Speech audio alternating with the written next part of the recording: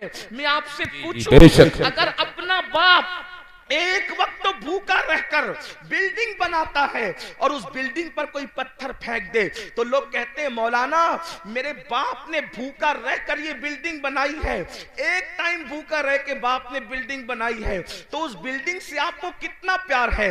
ये जो इस्लाम की इमारत तुम्हें नजर आ रही है, ये जो कुरान की इमारत तुम्हें नजर आ रही है, ये जो दीन की इमारत तुम्हें नजर आ रही है, ये जो नमाज रोजा हज ज़कात की ये खूबसूरत इमारत तुम्हें नजर आ रही है, इसमें रसूलुल्लाह ने 3 महीने तक घर में चूल्हा नहीं जलाया। 3 महीना किसको कहते हैं? अल्लाह अकबर। अगर वाकई इश्क रसूल सीनों में जिंदा है तो थोड़ी देर के लिए तसव्वुर करो, हम तो 3 टाइम पेट भर के खाते हैं और मौज मस्ती करते हैं, जराइम करते हैं, गुनाह करते हैं। सोचो जिसने अल्लाह के दीन की शमा को जब जलाने के लिए घर के चूल्हे बुझा दिए, उस रसूल के दिल पे क्या गुजरती होगी जब हुजूर का कोई उम्मती गुनाह करता होगा। आज मुसलमान कितनी सादगी से कहता है मौलाना हम लुट रहे हैं, हम पिट रहे हैं, हम तबाह हो रहे हैं, हम बर्बाद हो रहे हैं। मैं एक वजह बयान करूं, जो कौम कब्र अनवर में अपना नबी का दिल दुखाए वो कौम लुटेगी नहीं तो कौन लुटेगा, वो कौम पिटेगी नहीं तो कौन पिटेगा, वो कौम तबाह ना होगी तो कौन तबाह होगा, वो कौम बर्बाद ना होगी तो कौन बर्बाद होगा। लोग कहते हैं काश हजरत सुलेमान अलैहिस्सलाम की दुनिया में हुकूमत होती तो आज क्या दिन होते। मैं आपसे कहूं अगर फिरौन की हुकूमत ना भी होती और हजरत सुलेमान की हुकूमत आज होती तो आपको बताऊं आपके साथ वही कुछ किया जाता जिसके आप मुस्तहिक है। क्यों? अल्लाह को यह कब गवारा है कि उसके महबूब का दिल एक दिन में हजारों बार तुम छलनी करो और अल्लाह तुम पर रहमतों की बरसात बरसाए, रहमतों की बरखा बरसाए। मुसलमानों याद रखना दुनिया में जो होता है अल्लाह की मर्जी के बगैर नहीं होता। आज हमारे घरों से धुआं ना उठता अगर हम हुजूर का दिल ना दुखाते। माँ का जो दिल दुखाए मरते वक्त उसकी जबान पे कलमा नहीं आता, माँ का जो दिल दुखाए वो दुनिया में जलील होता है। जब माँ का दिल दुखाने वाले का अंजाम ये है तो रसूलुल्लाह का दिल जो कब्र अनवर में दुखाते हैं, अपने आप में डूब कर सोचो एक दिन में कितनी मर्तबा मेरे नबी का दिल दुखाते हो। जो रसूल जानवर का भी दिल दुखाने से मना करे, जो नबी पिस्सू और मक्खी पर जुल्म करने से मना करे, जो रसूल मुर्गी और कुत्ते और बिल्ली पे जुल्म करने से मना करे, तुम अपने नबी का दिल छलनी कर रहे हो अल्लाह, और फिर उस पर तुम ये तमन्ना करते हो कि ये होगा वो होगा। मुसलमानों सैयदना फारूक आजम रिवायत करते हैं जिसको फकीह अबुल्लाह समरकंदी ने लिखा कि तुम छोटे से छोटा भी गुनाह करते हो तो उससे हुजूर का दिल दुखता है, उससे हुजूर का अल्लाह। सोचो अल्लाह कब्र में नबी का इतना ख्याल फरमाए कि 70,000 फरिश्ते सुबह को भेजे कि शाम तक तुम दुरूद पढ़ो महबूब पर, और 70,000 शाम को भेजे कि तुम सुबह तक दुरूद पढ़ो मेरे नबी पर। अल्लाह खुद भी दुरूद भेजे, फरिश्तों को भी दुरूद भिजवाए कि तुम भी दुरूद भेजो, और एक बार जो फरिश्ता आ जाए दोबारा फिर वो आ नहीं सकता। और हम क्या भेज रहे हैं? जिना के तीर, दाढ़ी मुड़ाकर तीर, गाने सुनकर तीर, औरतों पे जुल्म करके तीर, गुनाहों को करके तीर। सोचो जो कौम, ऐसी भी कौम दुनिया में कोई गुजरी है जो अपने नबी का दिल छलनी करे, नबी के दिल पे नश्तर लगाए? सोचो वो दिल, जिस दिल का ख्याल कुदरत को इतना है कि सिर्फ नजरें उठ जाए हसरत से तो अल्लाह किबला बदल दे और बता दे कि मैं बेनियाज होकर तेरी खुशी के लिए किबला बदल सकता हूं, तो वो बेनियाज होकर किबला बदल दे और हम मजबूर और गुलाम होकर अपनी जिंदगी नहीं बदल सकते, जिंदगी में तब्दीली नहीं ला सकते। हजारों की महफिलें जमा हो रही है तकरीर सुनने के लिए, जिंदगी बदलने कितने आ रहे हैं, जिंदगी तब्दील करने कितने आ रहे हैं। बस इतना ही अर्ज करना चाहता हूं, यही तो हमारा रोना है कि हम सबके दिल का ख्याल करते हैं। दुकान बंद करके शादी में क्यों जा रहे हो पता है? यार दोस्त के बेटे की शादी है, मेरा यार नाराज ना हो जाए। समधी के घर दुकान बंद करके मैयत में इसलिए जा रहे हो, यार मेरे समधी के बाप की मैयत है, कहीं वो नाराज ना हो जाए। समधी की खुशी के लिए दुकान बंद हो सकती है, दोस्त की खुशी के लिए दुकान बंद हो सकती है, रसूलुल्लाह की खुशी के लिए क्या नमाज के वक्त तो दुकान बंद नहीं हो सकती? बताओ तो सही मुसलमानों, सबकी खुशी का ख्याल कर रहे हो, नबी की खुशी का ख्याल कब करोगे? सबके ही बुलावे पर जा रहे हो, नबी के बुलावे पर कब आओगे? ये मौजिन जो 5000 रुपये को तुमने रखा है, ये उसकी आवाज नहीं है, आवाज उसकी है, मगर वो नबी का नुमाइंदा बनकर तुम्हें बुला रहा है। हय्या अलस सलाह, आओ नमाज के लिए। उस आवाज को मामूली मत समझना, इसलिए कि वो रसूलुल्लाह का मुकर्रर करदा नुमाइंदा है जो 5 वक्त बुला रहा है। वरना अजान का मकसद तो सिर्फ इतना ही है, हय्या अलस सलाह, बस हय्या अलस सलाह के अलावा अजान का मकसद क्या है? मगर अजान शुरू कहां से होती है? अल्लाहु अकबर, अल्लाहु अकबर, यानी नमाज के लिए बुलाने वाला शुरू कर रहा है। मुझे जिसने खड़ा किया है, जिसका मैं नुमाइंदा बन करके तुम्हें बुला रहा हूं, वो कोई मामूली हस्ती नहीं है। अल्लाहु अकबर, अल्लाहु अकबर, अल्लाह सबसे बड़ा है, अल्लाह सबसे बड़ा है। ज़हन में सवाल आता है, जब अल्लाह सबसे बड़ा है तो वो है कैसा? अशहदु अल्ला इलाहा इल्लल्लाह, अल्लाह के सिवा कोई माबूद नहीं है। उसकी निशानी क्या है? अशहदु अन्ना मुहम्मदुर रसूलुल्लाह, मोहम्मद अल्लाह के रसूल सबसे बड़ी निशानी है। बोलना क्या चाहता है? हय्या अलस सलाह, आओ नमाज की तरफ। नमाज की तरफ आऊंगा तो क्या मिलेगा? हय्या अलल फलाह, नमाज के लिए आना तेरा काम है, कामयाबी अता करना उसके करम पर। नारे तकबीर, नारे रिसालत, मसलके आला हजरत औलादे रसूल हजरत सैयद अमीरुल कादरी साहिब क़िबला।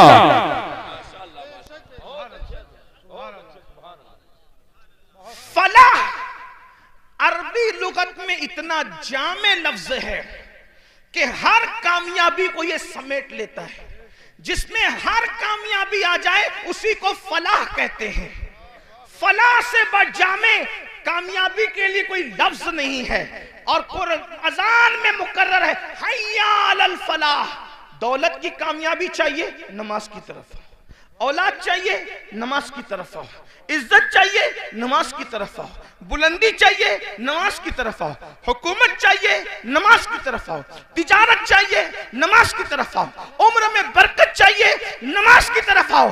हत्ता के याद रखना, बड़े से बड़ा लीडर जमीन पर चमचे पालकर बाजारी इज्जत तो हासिल कर सकता है, मगर कब्र में इज्जत हासिल करना किसी के बस का नहीं है। मगर नमाज वो अजीम सरमाया है जिसको पढ़ने के बाद आदमी कब्र में भी इज्जतदार हो जाता है। शर्त यह कि सीने में इश्क रसूल हो। मेरे इमाम कहते हैं, नकीरैन करते हैं ताजीम मेरी, नकीरैन करते हैं ताजीम मेरी, फिदा हो के तुझ पे ये इज्जत मिली है।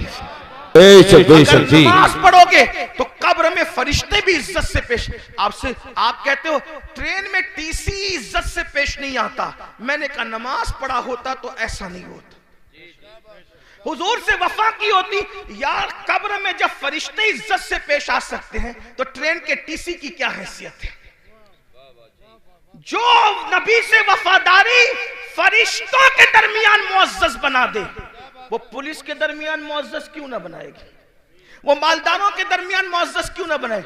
आप देखो बहुत सारे उलमा आपके दरमियान आते हैं, उनकी माशी हालत उतनी मजबूत नहीं होती जितनी तुम्हारी होती है, फिर भी तुम हाथ बांध के क्यों खड़े रहते हो उनके सामने? खुदा ने करोड़पतियों को एक आलिम के सामने हाथ बांध के क्यों खड़ा करवा दिया? अल्लाह बता रहा है, देख ले मेरे वफादार पर इनाम।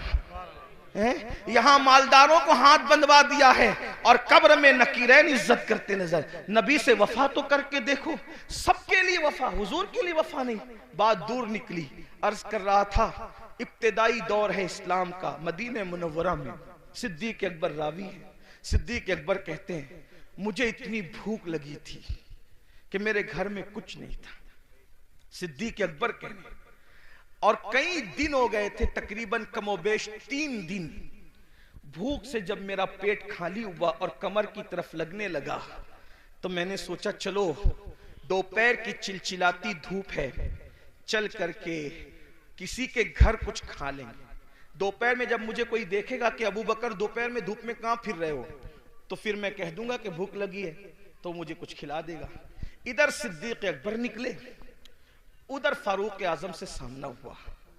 फारूक आजम और सिद्दीक दोनों ने एक दूसरे को सलाम किया और फारूक आजम ने पूछा, अबू बकर मेरे भाई, इस धूप में, चिलचिलाती धूप में क्यों निकले हो? इतनी धूप में तो तुम निकलते भी नहीं हो, क्यों निकले हो?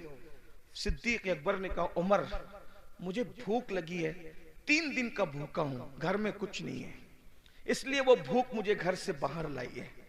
लेकिन मेरे भाई उमर, तुम भी तो इस धूप में बाहर निकलते नहीं, तुम क्यों निकले हो? कहा, मेरे भाई जो तुम्हारा हाल है वही मेरे घर का भी हाल है। 3 दिन से मैंने भी कुछ नहीं खाया, सोचा दोपहर का वक्त है, कोई मुझे देख लेगा, पूछेगा कि इस धूप में क्यों फिर रहे हो, तो कहूंगा भूख लगी है तो कुछ खा करके भूख को मिटा दूंगा।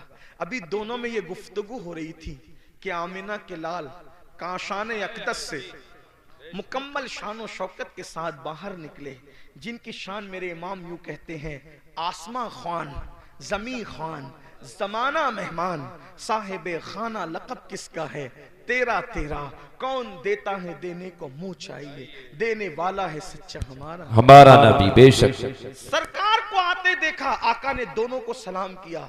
दोनों ने अर्ज़ की, हमारे माँ बाप आप पे कुर्बान आका, इस चिलचिलाती धूप में आप बाहर नहीं तशरीफ लाते, आप इस धूप में कहां जा रहे हैं, हमें काम बता दे क्या है।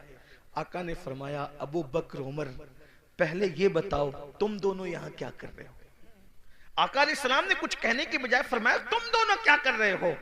दोनों ने नजर झुका के कहा, कासिम नेमत से या रसूल अल्लाह, 3 दिन से भूखे हैं, घर में कुछ मिला नहीं, बाहर आ गए, भूख बाहर लाई है कि हम कुछ खा ले किसी के यहाँ जाके। लेकिन आका आप क्यों बाहर आए? सरकार ने फरमाया, तुम्हारे घर में 3 दिन से चूल्हा नहीं जला, लेकिन इस वक्त मेरे घर में महीना भर हो गया, महीने भर से मेरे घर में चूल्हा नहीं जला है, मुझे भी भूख की शिद्दत ने बेताब किया, मैंने सोचा किसी के घर जाकर उसको नवाजा जाए और उसके घर जाके कुछ खाया जाए।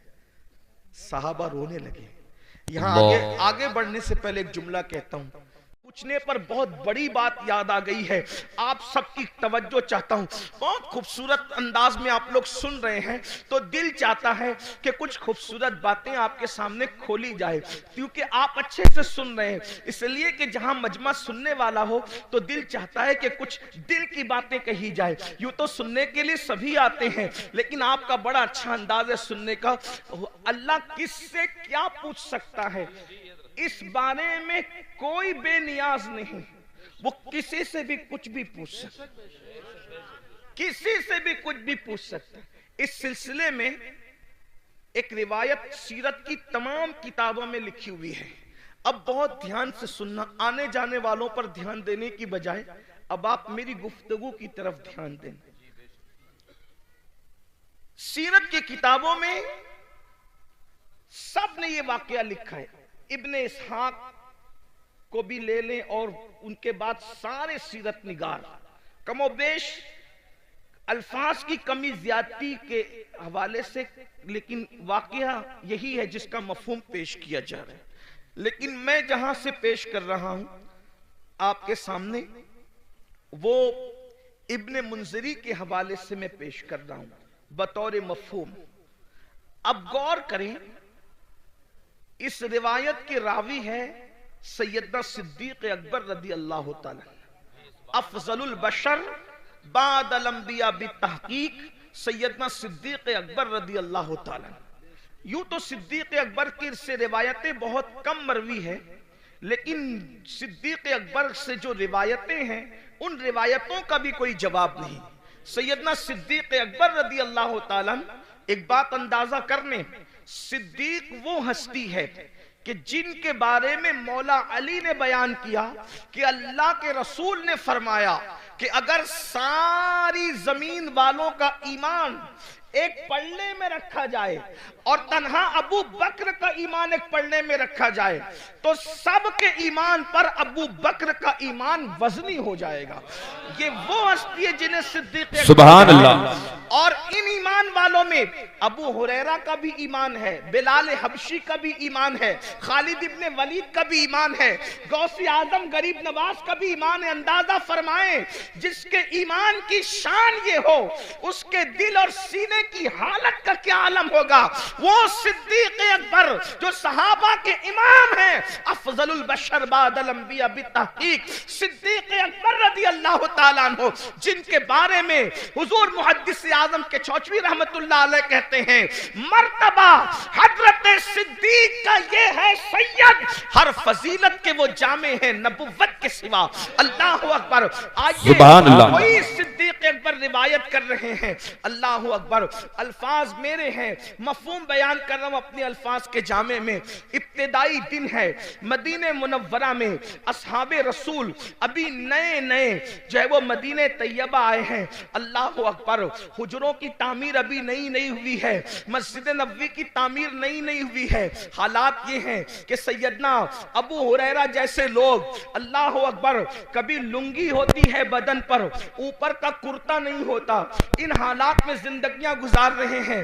बिलाल हबशी का हाल ये है कि भूख से जब मजबूर हो जाते हैं तो जमीन पर चित लेट जाते हैं ताकि अपने पेट को आराम पहुंचाएं। अल्लाह अकबर। और खुद रहमत दो आलम सल्लल्लाहु अलैहि वसल्लम जिनके नाम से आपने कॉन्फ्रेंस रखी है, उनके घर का हाल ये है कि 3-3 महीने गुजर जाते हैं तो चूल्हा नहीं जलता। अल्लाह के रसूल अलैहि सलाम के घर में 3 महीने, कोई मुबालगा नहीं, ये अल्लाह के रसूल की सबसे प्यारी ज़ौजा उम्मुल मोमिनीन सैयदा आयशा सिद्दीक़ा फरमा रही है। अल्लाह अकबर। आप फरमाती हैं 3-3 महीने हो जाते, चूल्हा नहीं जलता अल्लाह के रसूल के घर में। तो सहाबा ने पूछा, जब हुजूर के घर में चूल्हा नहीं जलता था तो तुम लोग किन चीजों पर इत्तेफा करते थे, क्या खाते थे, कैसे जिंदगी गुजारते थे? तो उस वक्त अम्मा आयशा पाक फरमाती हैं, उस वक्त हम लोग 2 काली चीजों पर अपना वक्त गुजार लेते थे। आपने फरमाया, जिसको हदीस में रिवायत किया गया, कालत अस्वदैन, हम 2 काली चीजों पर गुजारा कर लेते थे। नंबर 1 खजूर, नंबर 2 पानी। इसी हदीस से इस्तेदलाल करते हुए इमाम अहले सुन्नत ने पानी का रंग जब पूछा गया तो आपने फरमाया कि पानी का रंग काला है, इसलिए कि लोग अब तक पानी को बेरंग समझते हैं। लेकिन मुफ्ती 4 मिल्लत उम्मुल मोमिनीन सैयदा आयशा सिद्दीका ने पानी का रंग खुद मुतय्यन फरमा दिया कि पानी का रंग काला होता है। इसकी एक अलग तहकीक, अलग तफसील है, मेरा उन्वान वो नहीं। लेकिन उम्मुल मोमिनीन क्या फरमा रही है, हम 2 काली चीजों पर इक्तिफा कर लिया करते थे, खजूर और पानी। अल्लाह अकबर। अब आइए, अल्लाह अल्लाह, हुजूर के घर का ये हाल है। इससे मैं अपने जवानों से ये भी कहना चाहता हूं, ये जो यूपी की जमीन पर 5 वक्त देहात देहात में अजान गूंज रही है, बिहार, बंगाल, शाम, यमन, ये जो जमीनों पर देहातों में भी आवाज अजान की गूंज रही है, इसमें हुजूर अलैहिस्सलाम की मेहनतें कितनी हैं। इतनी मेहनतें कि जिसने अपने घर में 3-3 महीने तक चूल्हा नहीं जलाया और इस्लाम की शमा को जलाने के लिए इतनी मेहनत फरमाई, जरा गौर तो करें। अल्लाह अकबर। जब मुसलमान होकर हम अल्लाह के दीन को पीठ के पीछे डालते होंगे तो उस वक्त रसूलुल्लाह के दिल पर क्या गुजरती होगी, अल्लाह के रसूल अलैहिस्सलाम को कितनी अजियत पहुंचती होगी, कितनी तकलीफ पहुंचती होगी, इसका एहसास करो। क्योंकि पूरा ये जो मजमा है ये सब अपने आप को आशिक़ रसूल कहलाने वाला मजमा है।